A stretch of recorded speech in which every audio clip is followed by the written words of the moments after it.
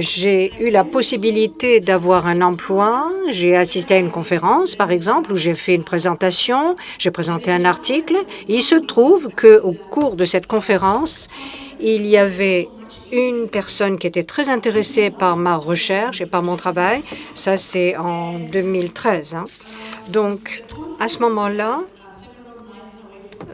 eh bien, j'assistais à cette conférence qui se trouvait à plusieurs centaines de kilomètres de ma ville d'origine. Et quand je suis rentrée chez moi et que j'ai ouvert mon courrier électronique, j'ai constaté qu'il y avait un mail d'un chercheur qui travaillait dans le centre public de recherche de Houston et qui m'offrait donc la possibilité de travailler avec eux.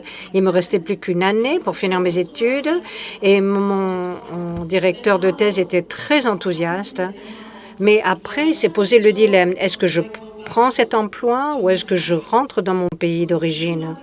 Parce qu'il y a peut-être un aspect que je n'ai pas mentionné, c'est que lorsque je suis partie aux États-Unis et j'avais laissé ma famille donc au Kenya et j'avais un jeune bébé et la plupart du temps, lorsque je rentrais chez moi, je demandais à mon bébé, à mon petit enfant, pourquoi est-ce que tu ne téléphones jamais? Et il m'a dit, mais je n'ai pas l'impression que tu existes parce que tu viens et tu repars et je ne te vois jamais.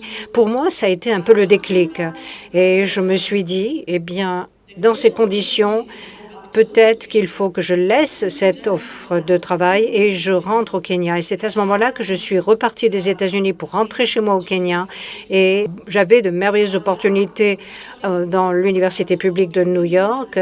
Ce laboratoire se trouvait dans cet édifice où il y avait 4 étages qui étaient consacrés uniquement à la recherche dans le domaine de la chimie. J'ai laissé tout cela derrière moi pour rentrer au Kenya.